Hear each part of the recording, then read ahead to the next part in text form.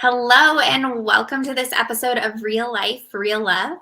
I am your host, Sarah Michelle, and this is the co host, Haley Henderson, our co host. Anyway, today we're going to be talking about locations to go on dates. A lot of times we find that we end up in a bar or we end up at dinner, which isn't always fun. Going out to dinner can be fun, but if you get stuck at a longer dinner with someone who you really have no connection with, that can be hard to get out of. So we thought it would be a good follow-up from the last few weeks. We talked about what to wear on first dates, conversations to have on first dates. So today we are going to talk about locations.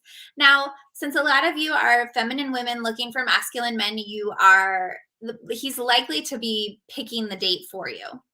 Yeah. And scheduling everything. But every now and then you'll run into a man who wants your input, or maybe you're in more of a metropolitan area, so he's coming to your area and he's not as familiar with it. So he's saying, you go ahead and pick the location because I'm coming to you and I'm not as familiar, those sort of things.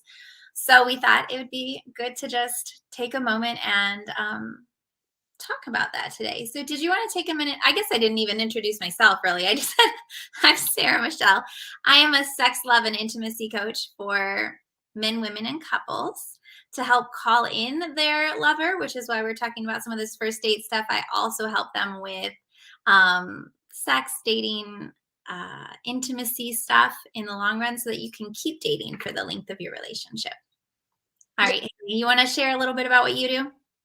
Yeah, my name is Haley Henderson and I am a style coach. So that is a stylist teamed with a person who helps coach you through emotional, mental, psychological things. Because when it comes to our clothes and our body, it is not as simple as we would like it. We can't just go out and put a pair of jeans on and it fixes it. We can't just have somebody come and overhaul our wardrobe and it fixes it. What I've discovered through my own learning and through working with a lot of clients and doing a lot of research is we don't want that. We don't want the quick fix, and we don't want somebody to also tell us what to do. We've been doing that our whole lives. So, yeah. Yeah. I actually just had an experience. So you know that I'm getting ready for a photo shoot. And so part of that photo shoot is that I get the stylist that comes with that package. And I was showing her some of my clothing I already have. And I have this outfit that I love. And I wore it to a Christmas party last year. And every time I wear these shoes, I get compliments on them. And they're like name brand and stuff. But anyway, I showed her the outfit and she's just like, no. Like, she was kind of short about it. And I was like, well, what do you not like about it? And she's like, I don't think navy is part of your branding. And I was like, that's interesting. Okay. So I was like, okay, so it's like the dress you don't like? And she's like, no, the dress is fine. She said that I don't like the shoes. And I was like, oh, that's interesting, because like whether I have the shoes with that outfit or I just show people the shoes that I have, everybody's like, oh my God, where did you get those? And I'm always telling them. So I was like, oh, my feelings were kind of hurt, because I was like, I actually feel super confident and really great in this outfit. And she's like, those don't go together. Okay. So I love what you're saying anyway about how you take the person into account, because I was thinking after that, I was like, oh my God, there's all these people when I, as a non-stylist, look at like Paris Fashion Week, and I think, how in the hell does any of that stuff go together? Like, Yeah. how could she tell me this doesn't go together, but people can do this super outlandish stuff? I kind of feel like, okay, again, not a stylist here, but I kind of feel like anything can go together depending on what your goal is. Yeah, it can. And then I mean, that's my experience, and that's what I've come across a lot with a lot of people. They come up against this hard wall of what things are and are not. And there are a lot of stylists out there who are super good at piecing items together, like a window merchandiser. They go in and make that look good. But the reality is, when you walk past a merchandise window, they may have 3 layers of singlets on that model. It may have pants that are like pinned at the back. Like, there's all sorts of things in that thing where it looks good that is not realistic. And then there's also people who have their own preference and their own mindset. I mean, we all choose different types of experts to work with for different reasons. We feel it with that person or we don't. We are sometimes it's, I was listening to a book called Influence the other day, and that was talking about how we tend to go and pick even political candidates that are most like us. And I was like, this is weird, straight white men. Like, it just went ding, pause. Like, there was some awesome research, which I won't go into, in terms of how, I think the word is bias, that we go for certain things. So, I mean, there's so many ways that you could go, but there is different types of experts. And this is why we have our show. There's different types of experts. There is a lot of information out there, and there's a lot of things that we don't realize we can pick and choose. Like, I cannot remember even, I'm sorry, it's really early in the morning here. I cannot remember the name of the person, but it was meant to be the sign of intelligence is a person who can entertain an idea without believing it. And this is what you and I fully believe in. We will talk about concepts, we will talk about ideas, we will talk about business ventures, we will talk about, and this is the same thing for men and relationships and stuff. Like, we need to let ourselves off the hook. We need to let ourselves off the hook in terms of this is the one. Like, I had this conversation this week with a community I've been growing on TikTok about this is the one. Like, have you ever felt like this is the man, this is the dress, this is the TikTok that's going to go viral, this is the thing that's going to do it for me? We've been exposed to a lifetime of marketing and media and commercials that tell us this one solution is going to be the thing. Like, this one man, this one marriage, this one baby is going to be the answer, but it's not. And it is important. This is why you and I have a two-way conversation with two very different perspectives from two very different backgrounds with different things. And the perfection doesn't exist. Perfect doesn't exist. Like, we've been manipulated to think that we can accomplish this thing that doesn't exist. Like, when you look at magazines and photos, when you look at movies and TV shows, when you look at all of this stuff, like, it's based on perfection, which doesn't exist. Somebody spent like 3 hours getting their makeup done, and you're looking at that and saying, my eyelashes don't look like that. No, hers don't either. Looking at a magazine and saying, my legs are not as long as those. No, hers are not either. Looking at like the skin and just going, looking at the latest like skincare products or makeup products and going, there's still texture on my face. Yeah, hers is not real in that picture. Hers is not real in that marketed advertising thing. Like, none of it's real. And it's interesting because we're so used to that faux image of that, airbrushed, beautiful, put together thing, that we struggle to have real images marketed to us. We struggle to buy products with a real woman's face on there, with a real woman's body. Even though we love the campaign, we still I struggle with it. And I'm a visual person. I'm like, I do kind of want to see the perfect one. Like, we still strive for that. We strive for that perfect date, that perfect man, that perfect conversation, and we forget the realism. And I mean, the good thing is, it's typically a wholehearted, loving man that we're going to meet doesn't want the perfection either. When you admit that you're the tripping over geeky person like me who looks freaking awkward on a first date, I just say, this is who I am. And, typically they are okay with that. Most of the time they don't know what to say because they don't know if I'm joking or if I'm serious. I'm like, hey, I'm not joking. But I think it's important for us to realize we're allowed to have these conversations.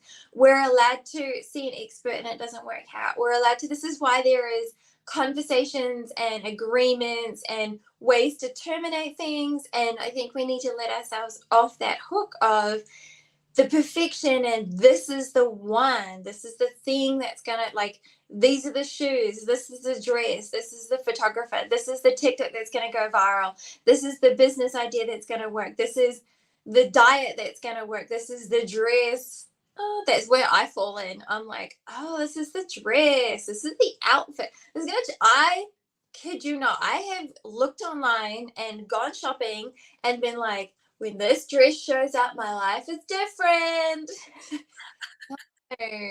And I know I'm falling into that trap, but when I'm purchasing it, because we have been exposed to media and marketing and commercials that tell us this is life, like this cream is going to fix our eye bags. No, they don't tell you what it's like. Or hair products that talk about, making your hair denser, less hair fallout. I had this conversation with my hairdresser a few months ago, and they were promoting this hair product to, you're going to have less hair fallout, it's going to be bigger, and all the things that you want. And I was like, I have a question. So if we buy that and I use that, and it's for like a 3 month, it was like a 6 to 3 months package thing, what happens when I stop using it? I was like, I've just been thinking in my mind, when I put it on my scalp, it's helping it prevent fallout. When I stop putting it on, what happens? She's like, I was like, the hair's going to go through its natural cycle and fall out, isn't it? She's like, yeah. So, like, there's that.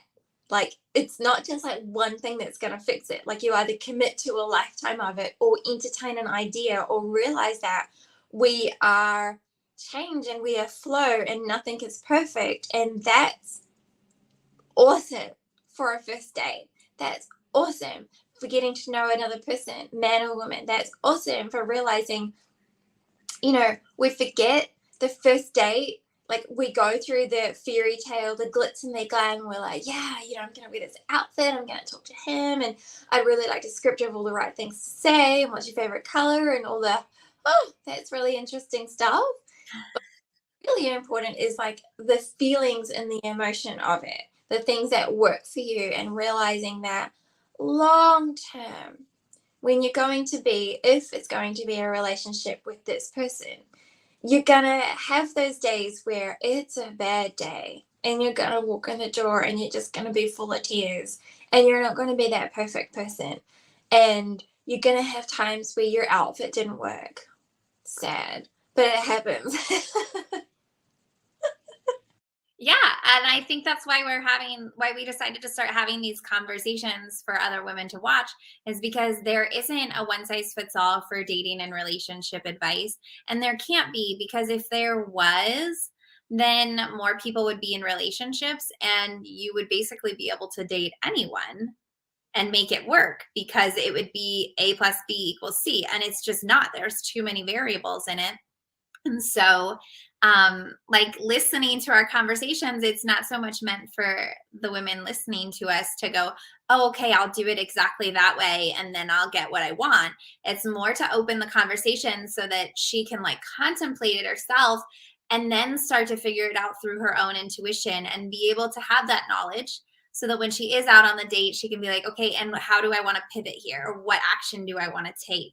What's going on? So with that being said, let's talk about first dates. And I want to know, Haley, what is like the most creative first date that you've been invited on? Oh, the most creative. Yeah.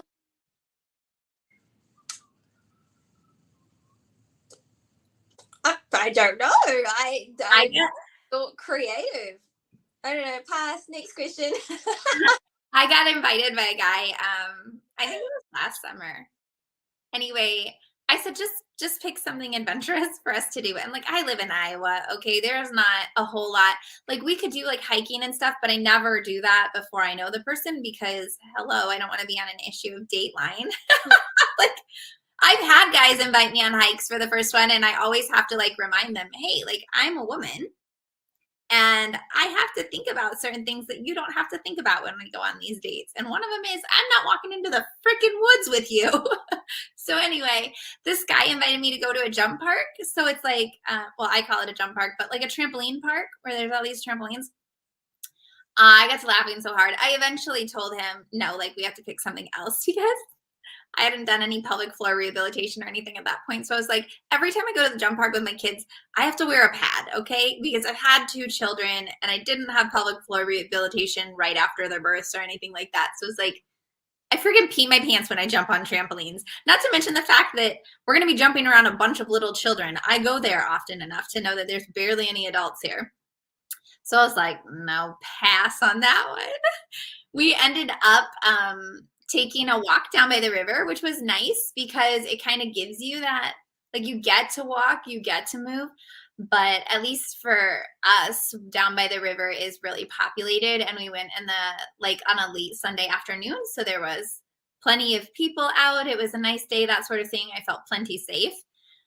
And we took a walk. When he showed up, he had taken a run earlier in the day and picked a couple flowers that he brought, which was fun because I wore my dress and I got to like hold the flowers. I love, love, love flowers. The date didn't really go anywhere. We talked, he was okay. But I'll be honest, Okay. actually, so funny thing happened on the date. This was a Sunday, like I told you. That Thursday night, I had gone out on a date with a different guy. And I was honest with the guy because that guy invited me to a sit down dinner at a nice place that he made reservations for. So I told him, I said, hey, I usually don't accept dates like this because it feels like a lot of pressure when I don't know if we're going to like each other or not. And he was really nice about it. He said, no, I'm offering to take you here. I understand that it may or may not work out when we meet each other. He said, there's no pressure. Like, just come, enjoy the meal, enjoy the conversation, and whatever happens, happens. So I was like, okay. So that was actually, there was good and bads about that date too, but I can talk about that in a minute. This one where we went for the walk, we're walking along the river, and the guy from Thursday passes us and he like does this double take on me. Like, what the hell? I was like, seriously, we're in a metropolitan area of about 350,000 people. Like, how do I run into this guy a few days later and I've never met him before Thursday? So anyway, but I had already told that guy like I wasn't interested in dating him and going any further. So I had been honest with him and we weren't in a relationship or anything, but he like took a double take, like, why is she out on another date sort of thing. And I thought it was hilarious. So, but this guy that I went on the walk with, we went and sat down for dinner and he chose the place for dinner. And then he chose to split this. So it was Ethiopian style. So it was a shareable meal. But he chose to do like this platter thing that we shared and stuff. And then when the waitress came, he wanted to split the tab. Oh. And I was just like, I knew where he worked. I knew he had a good job. Like, I didn't know exactly what he made or anything, but I'll just let you in on this. My ex-husband works for the same company. So I had a really damn good idea where his salary range was for everything he had described to me and stuff. And our bill was $25. And he wanted to split it. And I was like, no, thank you. I mean, I did split it because like, I'm not going to be like, no, you must pay for my date sort of thing. But I was like, yep. And we're not going on another date because you planned the whole date, which means that if for any reason this wasn't in your budget, you should have chose something else. Yeah. So it wasn't like I said, please take me here. And then he was like, shit, how am I going to be able to afford that? Which again, it was $25. Yeah. So I was like, no, thank you. This other guy though, this is a good example of why you and I talk about doing something more like a coffee date sort of thing when you're first meeting up, or even just a drink or two at the bar where you can step out, like only meet for an hour or 30 minutes or something like that if you want to. Yeah. Because like I said, I met him at this, he made reservations for us, which was super nice because he said, I made reservations, they're under my name. So when I showed up, it wasn't like any coordination of where is he at, what should I do? I literally just walked in and said, hi, I'm Sarah, there's reservations under, and they said, we have your table over here, ma'am, and they took me and sat me down, which was nice because I got there before him. When he showed up, I was in flip-flops, and he was so much shorter than me. I had to look down, and I'm only 5'5". And I was like, I can't do this. Like, I'm not a super focused on height sort of person. I don't like demand someone be over 6 feet tall or something like that. But I would like at least my height, if not taller. Like, I want there's something about it. I need it. And so I was like, oof, right away. And then as we got to talking, there was a lot of stories about himself that were quite arrogant. And there was also a lot of things where he was telling me about his background that I was like, I just simply can't relate. Like, I don't know how we would ever go to a family function together, because his family is going to be so different from mine. Mm-hmm. Um, and it was like things like that. Even when he talked about like the music he listened to, or he was older than me, not a whole lot, but enough that when he started talking about things like September 11th, which is a big thing here in the United States, like it affected us also. Those of us that were old enough when it happened, almost all of us remember where we were when we found out about it, right? And like I was in high school, ninth grade, and he was already through college. Like chose to enlist after he saw that happen, sort of thing. So we were just on very different pages. But that was a harder date because I got there and I was quickly finding out, okay, this isn't going to work. This isn't going to work. And I still had to sit through 2.5 hours of dinner and conversation. And then when we left, this was a big no go for me. When we left, he said he had a great time. He'd love to see me again. And I said, I think I said something like, I'll give you a call or something, because I didn't want to be like, no, right to his face right there in the parking lot. But I knew I was going to be sending him some sort of message. And he said, I have a lot of vacation left for this year. He said, so actually, like, whenever you want to go on a date, let me know and I'll take the day off and we can do whatever you want. I've got some other things we can do this. And he like started going off on things like going boating together and things. And I was like, no. It's like I feel very like smothered, instantly smothered. Because it But I think like there are a lot of experts that recommend you do something that involves adrenaline straight away to create a bond. But you know, even last night I was like driving home and I was thinking, and I always think about this a lot, about you can listen to people and go and get expert advice, and it can say, go and do this, trigger this, use this word, do this thing to get what you want. But isn't the goal and the reason why we have this conversation and why these things flow and why people want to know is because we don't want to manipulate somebody, because that's not long term sustainable. We actually want to create a real, loving, lasting, genuine, honest, can rely on you, unconditional relationship. I know that that's a lot, but it's actually realistic in lots of ways when somebody's being really honest. So there are experts that recommend, and I mean, I'm all for it if I have the time to go on a date that involves multiple locations, and then also that at least one experience that triggers like adrenaline, like going go-karting, going to the shooting range, going I'm trying to think of those things, like going on, like we've got one of those things called iFly here, and you go in the tunnel and you're like flying around inside like a little tunnel. Going for a bike ride, like if they've got a bike, you could be like, take me for a bike ride, like go fast. Going for a walk, going for a run, depends on what is the thing that gets you going, gets you moving. Going to the beach, like where I am, I'm in Brisbane, and so there's literally a north and a south coast. There's the Gold Coast down Dawson, it's like about an hour and a half from my house, and then Sunshine Coast, it's about an hour 15 from my house to the big bottom of it, and then there's like coast up. So like that for a drive.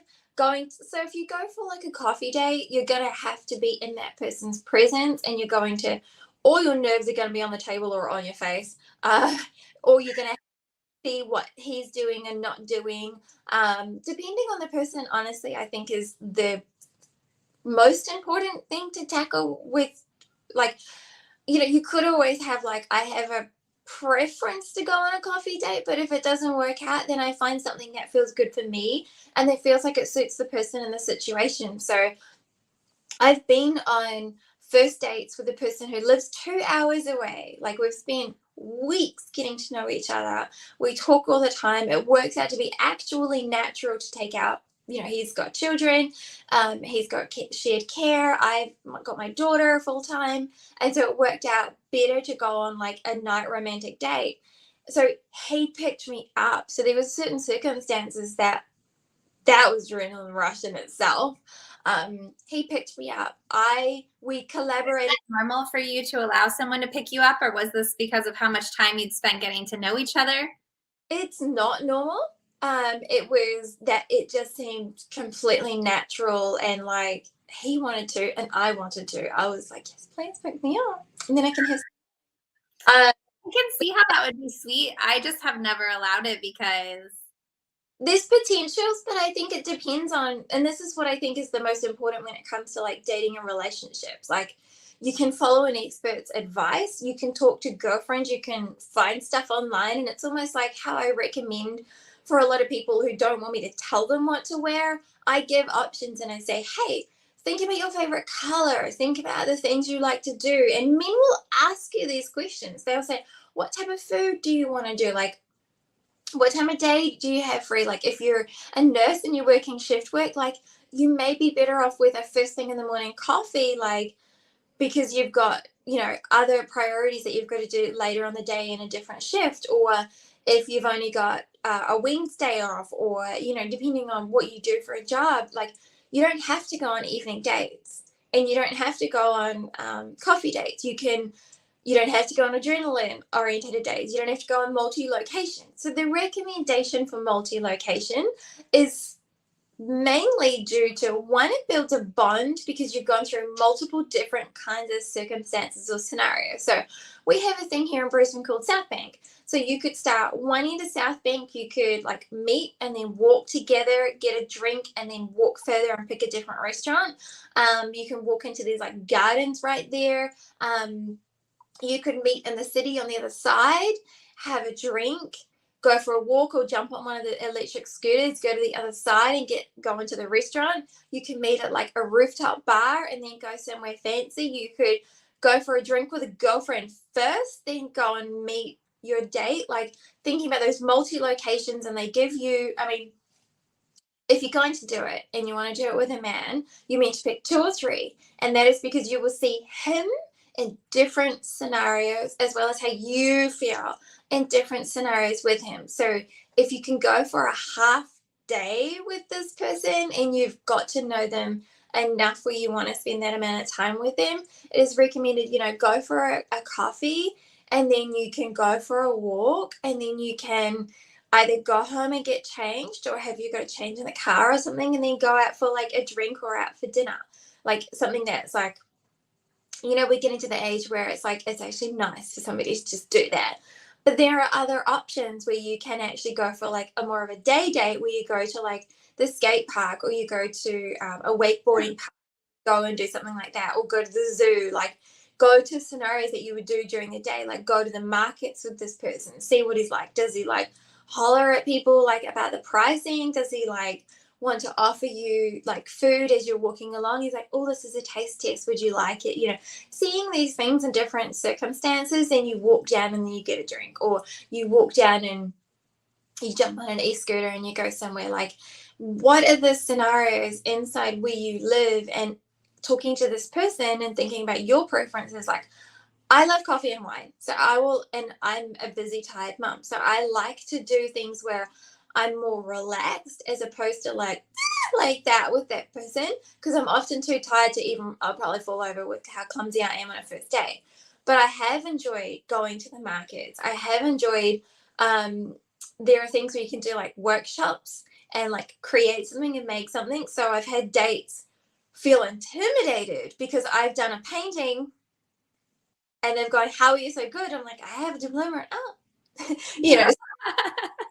I don't look like I've done that, but if we go and do something like that, or we go window shopping as we're walking along, and I'll start talking, like, it can be an opportunity to show off your information that and your knowledge and preferences, and just see, like, I always want to know what a man's view is on clothes and bodies and relationships, and how women do that thing, because I'm obsessed and I cannot like help but like replay things back into that situation. And I've also had people who don't like it and it doesn't work out. Like, you're not going to date somebody who has a profession that's against like your belief systems, but also it's going to be irritable and like, ugh, like you, if you're going to date somebody who doesn't like the things you love. And so I will often bring up things in conversation. In a casual setting, it's easier because you feel like you've got the space to talk about it. Like if you're just out for a coffee, just to like jog your memory, because I get overwhelmed. I honestly do. Even though I've like read the books, done the courses, talked to the girlfriends, done all the stuff, the realistic thing is like you're sitting in front of or sitting beside this person who may be your person, this person who may like, you know, get your heart fluttering, this person who may like you may be blushing and they've barely said anything because you're like, oh my god, that accent, oh, like, you know, there's things like that. And I think it's important to set the date in a way that works for who you are and what you want to find out about this person. So like the recommendation by some experts of doing something adrenaline orientated, I don't know if I said it before, is Yeah. specifically to create a biochemical bond. Obviously you're not in contact with that person, but it's meant to be, you know, the states of euphoria. That's obviously the plan when you're doing something like of high adrenaline. The state of euphoria is meant to open up a different kind of connection with that person. And that in turn is meant to create a different bond with you. So we forget and we miss when we're in a relationship with somebody. When we start again, we miss that, like, we know what that person likes, we know how that person functions. Familiarity. Yeah, we get used to that bond. And when we start again, it's really hard. And we don't really want to ask what their favorite color is anymore. And I think it's important to have these conversations and realize you can reel it back. And an expert may say, do the adrenaline orientated bond. But my question would be, is it appropriate to you, the scenario, the day, the situation, the person, the potential? Yeah, do you And want to be bonded to this person? yeah, like if you don't know that person and if you bond easy with people, like really taking you into consideration, which is why we always recommend getting a coach when you're unsure about things and you want to accelerate who you are and your goals. If you get a coach, you get what you want. It may not look like what you want. Like, don't go to a coach. Please don't go to a coach and say, this is the person I want. Coach me how to get them. It's not going to work. I've had a client do that and I'm like, it's not going to work. You know, like you need to be aware that that person is going to bring out the best in you. They're going to get you to a place where there are new opportunities. I think that's a good point because not every dating and relationship coach is teaching you how to get the same type of person. So, for example, a lot of the women that come to me are feminine women who are looking for a masculine man, but also an alpha male. And we did an episode early on about like, where's that line, you know, because not every masculine man would also be the alpha male. Some masculine men are beta males.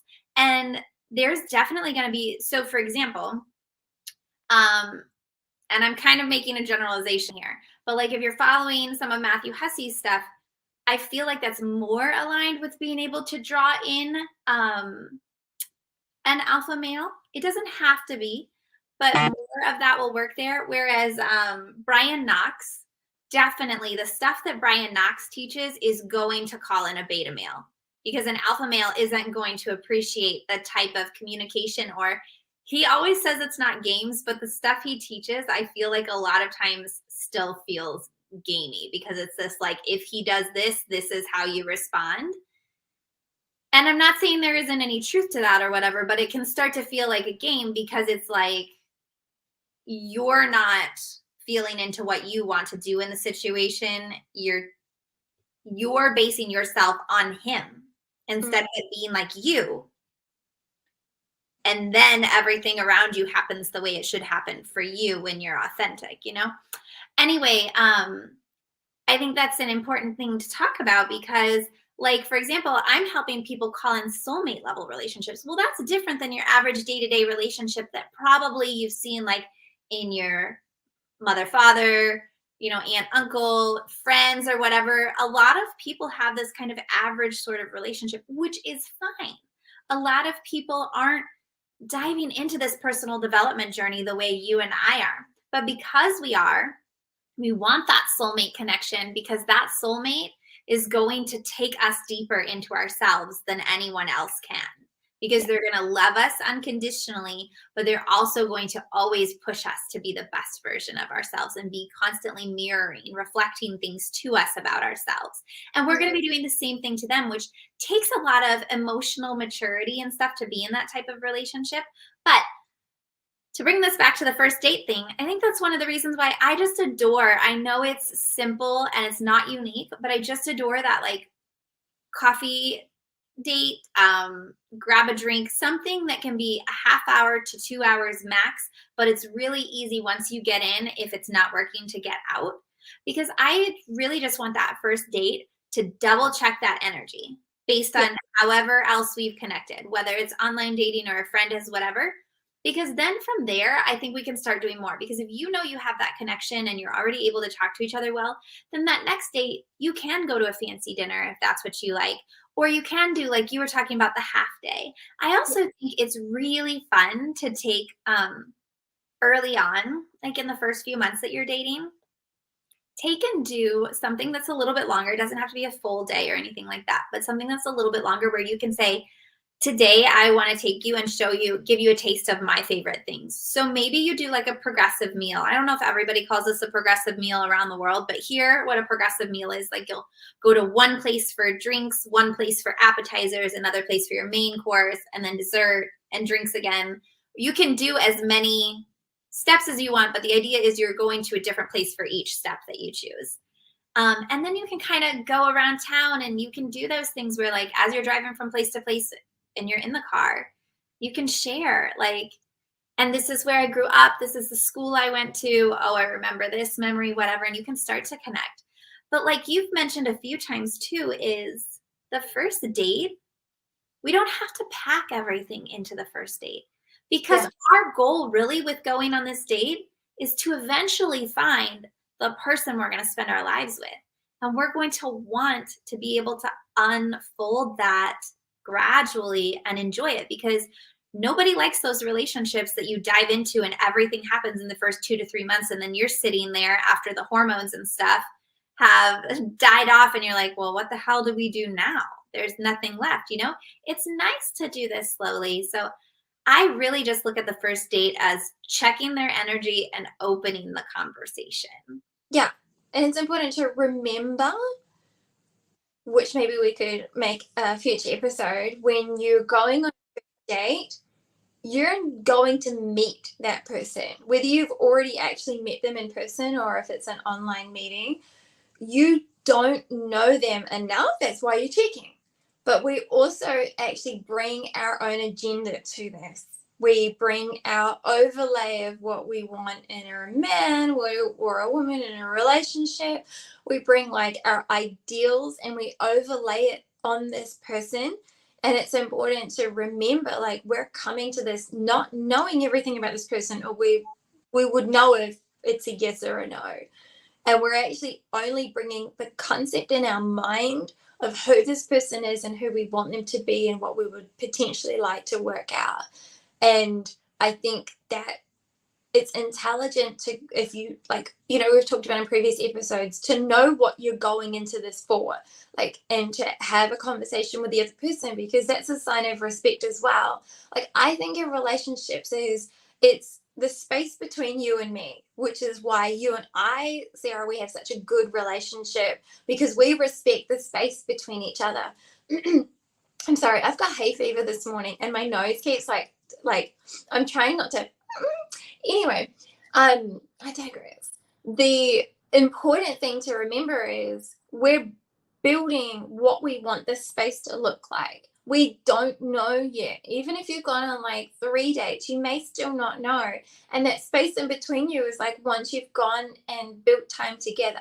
But it's important to remember before that, before you have any experience together, which is the space between you and what you would like to respect and build, is you're actually bringing your ideas and you are overlaying that onto that person, which is why it's important to know what kind of first date you would want and how to, like, bring out the best in yourself and get to know the other person. And it's not necessarily about the questions. It is like how you said just before, it's perfect how you're double checking that person's energy. Like, you like them and how much? And then what does that look like? And what does that sound like? And what plans would you do together? And you can have met somebody in a coffee line and they kind of ask you out on a date, but when you sit at a restaurant or you go for a walk in the park or you go to the beach or whatever is your date, they may be a very different person. Like that day, they may be, dressed in their work attire, and then on the weekend, they wear something that is, like in my world, they wear something that is very questionable. And you're like, are those your casual clothes?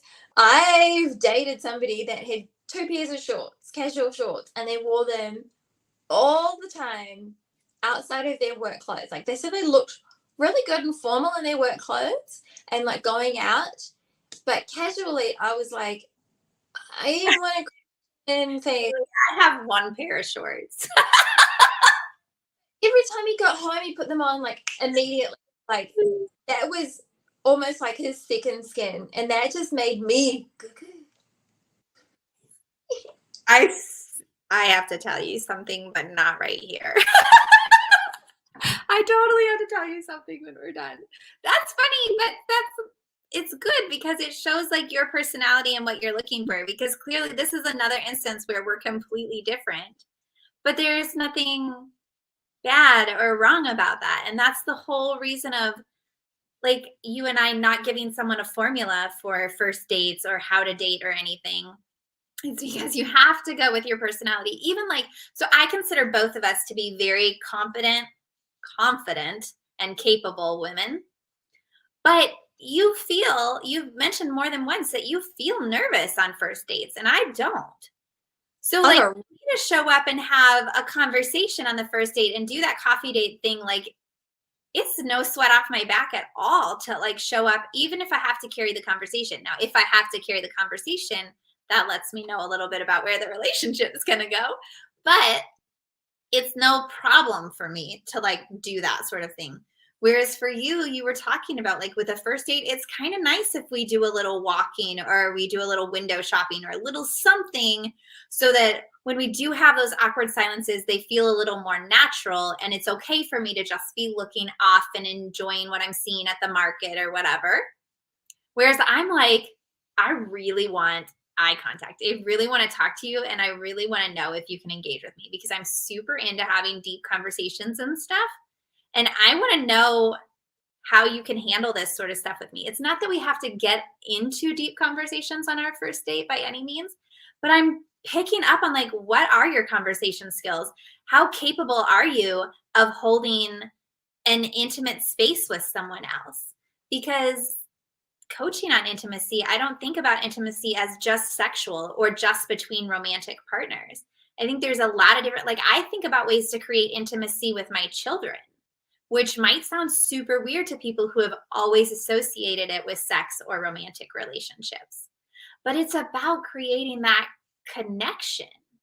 So anyway, those sort of things are really important to me. I wanted to mention, this is a little off topic, but it goes back to something you were saying about, we were kind of talking about taking the pressure off the first date, because the ideal is that you're finding someone you can spend a long period of time with, if not the rest of your life.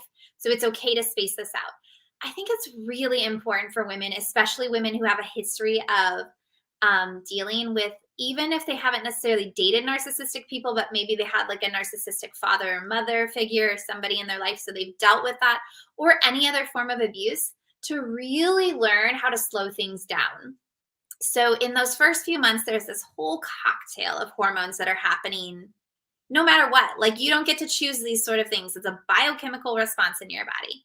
So slowing things down and setting some parameters for yourself of like, okay, well, we're only going to see each other twice a week. And it's not that you have to say that to him. You don't have to be so structured that it comes off like rigid or impersonal or anything like that. But like when he invites you out, you can just be like, I've got other plans. How about if we look at next week or something like that? Like you can be conversational about it, but slowing those things down to give it time, that's for sure going to stop the love bombing. It's going to make it very apparent to you who the person is that's love bombing, because they are going to want to be in there love bombing like trying to take you on dates, trying to woo you. And if you're setting these boundaries of, I can't until next week, and then all of a sudden they're sending you flowers at work being like, well, I had a great time, and I can't wait to see you next week. And maybe doing that once wouldn't be like a red flag. But if they're trying to push themselves into your space when you're saying, I've got other things going on, I've got a career going right now, or, I'm going to see my friends or whatever, and they're not just letting you do you, that's a good way to find these people early on so that you don't get sucked into it and end up being 6, 8, 10 months into it and being like shit and feeling totally blindsided by it and being really hurt. Yeah. Because we've been there. Maybe I shouldn't out you. I've been there. It's happened. And it's really easy to fall into that love bombing stage when you're ready for a relationship and you've watched all these rom-coms and you've listened to all the love songs and that sort of stuff, and you're so ready for your love story. And this person is sitting there like ready to give you the beginning of your love story, right? They're ready to show up and give you all of that. But what you don't realize is that it's just them manipulating what's happening. And It's not going to stay this way. Well, so how do you feel about this? Are you ready to wrap it up then? I feel like we've talked a whole bunch about first dates, and hopefully everybody who's listening has some good ideas. Actually, if you're listening, maybe comment below with one of your favorite first dates or an idea of something you would just love. So one of the things I teach in my coaching is called the Dear Lover experience. And I teach women to journal out what they desire to experience with their lover when he comes in. And so journaling out those date ideas and what would be fun for you is really cool. And it really creates this process of like trusting in yourself to create your reality. Because what'll be really neat is when it shows up. So I'm going to give you an example. We talked about arrangements a few weeks ago, and I just recently this weekend made an arrangement with someone new. So it's not romantic. It's just going to be like a cuddle buddy sort of thing. But what's interesting is he said, when he comes over, he said, I'd really like to make you dinner. And I was kind of like, I'm not so sure, because I feel like that gets a little like blurs the lines, like we're dating, and I don't want to blur the lines with him because I was very upfront with him. I wasn't looking for anything romantic. But I recently had surgery, as you know, and I was like, it'd be kind of nice to have a meal made for me. So I ended up telling him yes. And I said, you can make whatever you want here. I will, the only thing I don't care for is mushrooms, but I don't have any allergies or anything. You can make whatever you want. And he just texted me today and he's like, I'm going to make a steak and strawberry salad. And I was like, oh my God. Like, I've literally talked about this. First of all, I love strawberries in my salad, and they're coming into season within the next couple of weeks. So they're already pretty good. And I cannot cook a steak to save my life. So I love it when someone else makes it. And I was just thinking, like, this isn't exactly, obviously he's not my lover because I'm telling you I don't want it to be romantic, but it's still that manifestation coming in. It's still me having those dreamy thoughts during the day of like, what would I love? What would make me feel really supported, loved, cared for? Because honestly, that's what he's here to do. I told him that up front. I said, I need a space right now where I don't have to be in my masculine because I have this, and this going on in my life. And it keeps pushing me more and more into my masculine. And I just need a space where I can just be held. And I want to talk and stuff, and I know this guy, I've known him for, maybe just a year or so, not super long, but I knew that he could be capable of that. So I just asked him up front if he'd be okay with that. So anyway, I digressed a little bit there, but just the idea of consciously dreaming up what it is that you want to experience. What would be fun? Like, do you want a guy that shows up with flowers on the first date? If so, what kind of flowers are those? And it's not that you have to be like, oh, well, I was asking for yellow roses and he showed up with daisies, so he must not be the one. You don't have to be so into it that it's that black and white, but still like consciously creating that. Do you want a guy that's opening your doors? Start affirming that and start looking for that. One of the ways that I've played with that energy, I'm fortunate enough to have a son and a daughter. I play with that energy with my son a lot, and I teach him how to be a gentleman. And so now he does things like just mentioned, I recently had a surgery, and last night we were home, just me and him. His sister was at gymnastics. And I said, do you want to get off the computer and just spend some time doing something with me? And he said, yeah, I want to clean. And I was like, I mean, he is a good cleaner. I just don't love to hand it over. I kind of micromanage. It's not good. Anyway, I said, Austin, I'm going to take you up on that. Like, I would really love that because mommy's had to sit a lot lately and I haven't been able to do it. I said, would you like to do the windows? We have these Norwex cloths and whatever so that he doesn't have to get any chemicals anywhere. So he can't damage anything as he's doing it and it can't make him sick as he's doing it. And he said, yeah, you just leave all the cleaning to me. And I was like, yeah. And it was interesting because in that moment, like I had to consciously receive that because there was definitely a part of me that wanted to push that away. That was like, no, he's a child. He should be playing. Like there was a story that went on in my head. But because I'm able to like take that step back and see it for what it is, it helps me learn to play with that masculine, feminine energy in a non-sexual way. And that giving and receiving and allowing myself to be taken care of and stuff so that when it starts to show up later on in romantic relationships, it's more comfortable for me. It's more habitual for me. I don't think habitual is the word I was looking for there, but you know what I mean? Like natural. Mm-hmm. So anyway, I teach my daughter very similar stuff too, though. I teach her basically just how to be, I don't necessarily teach her to be chivalrous, obviously, because I'm not teaching her to be in her masculine, but I'm teaching her like a lot about receiving and a lot about just being respectful. So like making sure that she's leading when she needs to lead and how to do that respectfully from a masculine energy. And I still teach her things about like opening doors and whatever, you know, but like step back. And if that person's going to open the door for you, definitely receive it. But if you're walking in at the same time as someone else, be ready to be the one that offers to open the door. You know, anyway, you good? Okay. Well, we'll wrap up then. And like I said, leave a comment below, like, subscribe, all that good stuff.